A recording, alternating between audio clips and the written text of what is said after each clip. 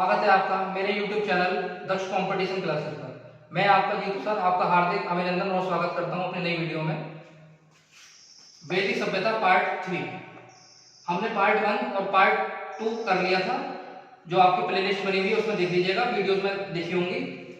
Part 1 वैदिक सभ्यता का मैंने अपलोड कर दिया था और पार्ट 2 भी अपलोड हो चुका है। आज फाइनल है पार्ट नंबर 3। मैंने आपको बोला था कि अगर 2 पार्ट में वैदिक सभ्यता समाप्त हो जाएगी तो 2 पार्ट में कर दी जाएगी, अन्यथा एक छोटा सा पार्ट आपका वैदिक सभ्यता का पार्ट नंबर 3 भी मैं आपके लिए लेके आऊंगा। तो उसी क्रम में हम आगे बढ़ते हैं। आज कुछ चीजें रह गई थी आपकी वैदिक सभ्यता में बताने के लिए, वो आप इस वीडियो में देखेंगे। क्या क्या चीजें हैं सुनिए। मैंने आपको बताया था ऋग्वेद 4 होते हैं। ऋग्वेद 4 होते हैं। वेद कितने होते हैं? 4 होते हैं। ऋग्वेद होता है, सामवेद होता है, यजुर्वेद होता है और अथर्ववेद होता है। क्या बताया मैंने? वेद कितने होते हैं? 4 होते हैं। ऋग्वेद होता है, सामवेद होता है, यजुर्वेद होता है और अथर्ववेद होता है। तो ये क्वेश्चन आता है, ऋग्वेद की रचना किस काल में हुई थी? ऋग्वेदिक काल में हुई थी। मैंने आपको बताया था वैदिक सभ्यता में 2 काल थे वैदिक सभ्यता को, एक ऋग्वेदिक काल में और एक उत्तर वैदिक काल में। तो ऐसी क्रम में आपको बता रहा हूं मैं, ऋग्वेद किस काल में था? ऋग्वेदिक काल में। और अन्य वेदों की जो रचना हुई थी वो उत्तर वैदिक काल में हुई थी। एग्जाम में क्वेश्चन पूछा जाता है, उत्तर वैदिक काल में किस वेद की रचना नहीं हुई थी? आप कहते ना ऋग्वेद की नहीं हुई थी, क्योंकि इसकी रचना जो हुई थी ऋग्वेदिक काल में हुई थी। वैदिक युग की सभ्यता, वैदिक युग की सभा क्या कहलाती थी? मंडी परिषद कहलाती थी। वैदिक युग की सभा क्या कहलाती थी? मंडी परिषद कहलाती थी। तीसरा क्वेश्चन है, सबसे पुरानी स्मृति किसे कहते हैं? तो मनुस्मृति कहलाती है। सबसे पुरानी स्मृति मनुस्मृति कहलाती है, जिसका संबंध होता है समाज व्यवस्था से। किससे होता है? समाज व्यवस्था से। आगे बढ़ते हैं। वेदों को भली भांति समझने के लिए किसकी रचना हुई? तो आप कहते ना वेदांग की रचना हुई। वेदों को भली भांति समझने के लिए किसकी रचना हुई? वेदांग की रचना हुई। और वेदांग कितने हैं हमारे? 6 वेदांग हैं। इसकी संख्या बहुत पूछी जाती है एग्जाम में। जैसे मैंने आपको वेद बताए, वेद कितने होते हैं? 4। संख्या जरूर याद करना। और मैं आपको वेदांत बताए कितने? वेदांत कितने बताए अभी मैंने? 6। उपनिषद कितने होते हैं बताइए? कितने होते हैं? 108 उपनिषद होते हैं। ये आपकी जो है डाटा आपको पता होना चाहिए, ठीक है। कौन कौन से 6 होते हैं? शिक्षा होता है, ज्योतिष होता है, व्याकरण, छंद, निरुक्त, कल्प जिसे सूत्र के नाम से भी जाना जाता है, शब्द सूत्र ज्योतिष के अंतर्गत आता है, ठीक है। वेदों को भली भांति समझने के लिए वेदांग की रचना हुई। संख्या पूछता है, बहुत ध्यान रखिएगा, ये नहीं पूछता, संख्या पूछेगा आपसे। कितनी? 6। कौन कौन से हैं ये क्यों लिखवाए जाते हैं आपको? ये इसलिए लिखवाए जा रहे हैं, अगर क्वेश्चन एग्जाम में ऐसे पूछे कि वेदांग के अंतर्गत कौन नहीं आता है, वेदांग के अंतर्गत कौन नहीं आता है, तो इन 6 के अलावा जो भी विकल्प में होगा वही आपका उत्तर होगा। ध्यान रखिएगा, एग्जामिनर ये क्वेश्चन ज्यादा पूछ रहा है कि कौन सा होता है और कौन सा नहीं होता है। ये 2 ऑप्शन चलते हैं, लेकिन ज्यादा नहीं होने वाले क्वेश्चन पूछे जा रहे हैं, इसमें थोड़ा सा ध्यान रखिएगा। जैसे वेद कितने होते हैं? 4 होते हैं। वो ये पूछेगा कौन सा वेद होता है, ये नहीं पूछेगा, ये पूछेगा कौन सा वेद नहीं होता है। तो आपको सभी चीज आपको याद करके जानी होंगी, ठीक है। मैंने सिंधु घाटी सभ्यता में आपको बताया था कि सिंधु सभ्यता कैसी सभ्यता थी? तो आप कहते हैं शहरी सभ्यता थी। कैसी सभ्यता थी? नगरीय, शहरी, इसे बोलते हैं। लेकिन वैदिक सभ्यता हमारी कैसी सभ्यता थी? ग्रामीण सभ्यता थी हमारी, ठीक है। जैसे क्वेश्चन नंबर यहाँ लिखा हुआ है, समाज पितृ सत्तात्मक था। समाज जो था पितृ सत्तात्मक था, और सिंधु घाटी सभ्यता में हमारा जो समाज था वो मातृ सत्तात्मक था। क्या था? मातृ सत्तात्मक था। तो कंपैरिजन से आप अगर पढ़ेंगे तो चीजें आपके दिमाग में जरूर जाएंगी, कोशिश करिए। आगे बढ़ते हैं। प्रमुख पेय पदार्थ वैदिक सभ्यता में क्या था? सोमरस। सोमरस तो बहुत जल्दी समझ गए होंगे आप लोग। सोमरस क्या होता है? सोमरस वही होता है जिसको अंधा पौआ कहते हैं, आपने सुना होगा। वैदिक सभ्यता की बात चल रही है तो सोमरस यूज करते थे। उस वर्ड को, नाम को बोलते थे प्रशासनिक इकाई। प्रशासनिक इकाई को कुल कहा जाता था। क्या कहा जाता था? कुल।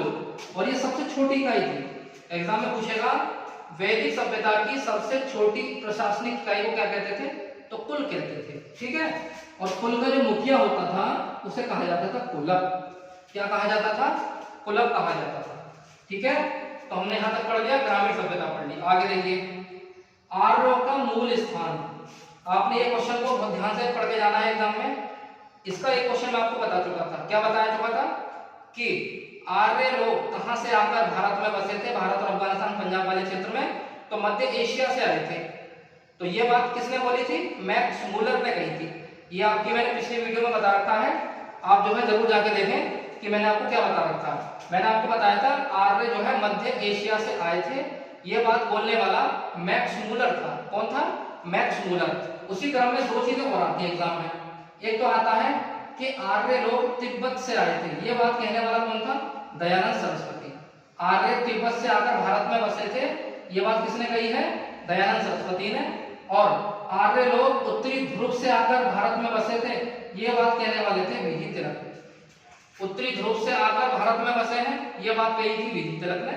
और आर्य तिब्बत से आकर बसे थे, ये बात बोलने वाले थे दयानंद सरस्वती। और मैक्स मूलर वाली बात मैं आपको पिछली वीडियो में बता चुका हूं, मध्य एशिया से आकर भारत में बसे थे। ठीक है, वेद आपको मैंने अभी बताया थे। संस्कार बहुत पूछे जाते हैं एग्जाम में। संस्कार, टोटल संस्कार की संख्या कितनी होती है? 16। इसको जरूर याद करिएगा, इंपॉर्टेंट बना देता हूं इसको मैं, कि संस्कार टोटल कितने होते हैं? संस्कार कितने होते हैं? 16।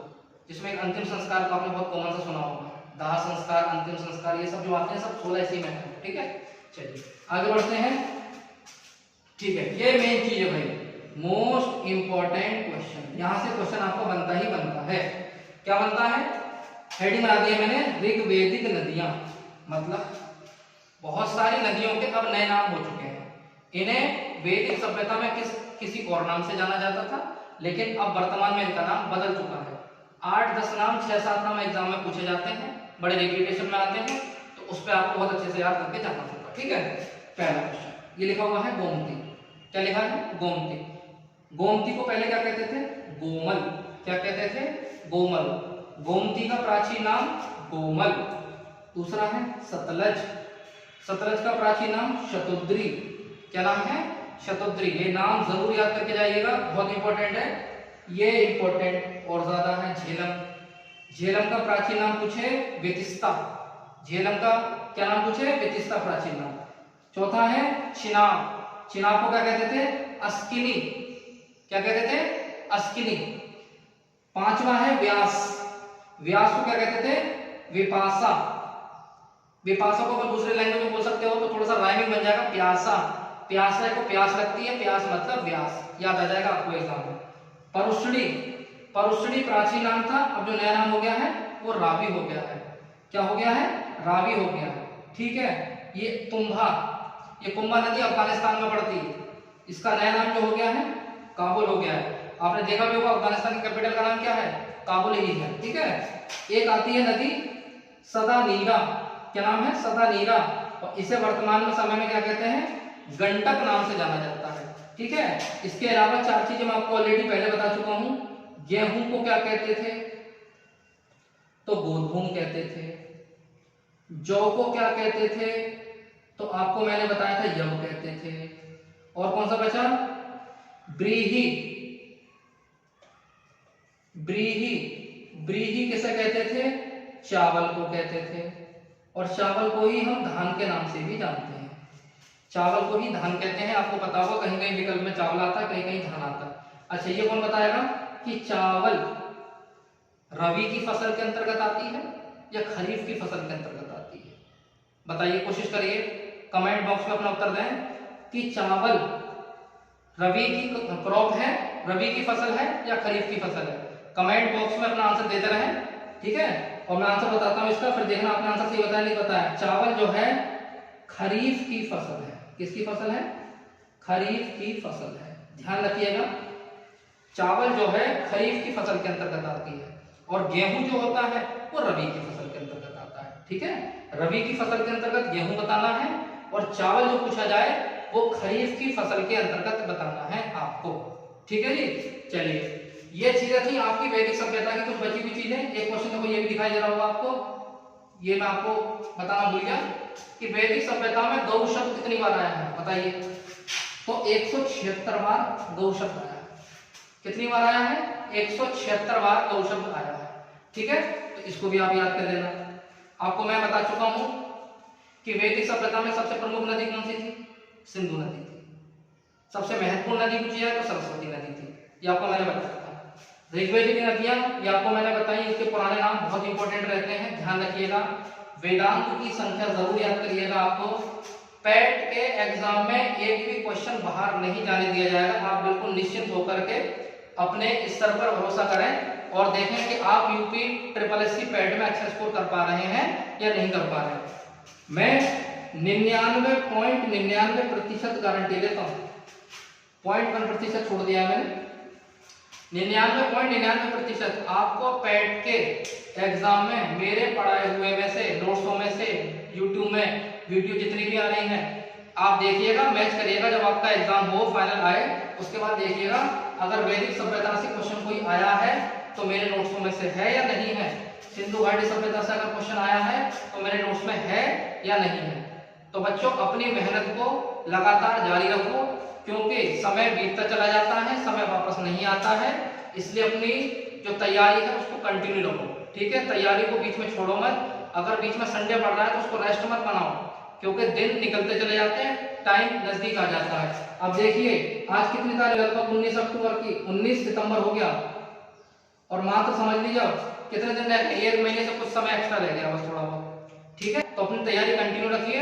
मैं आपके एग्जाम से 10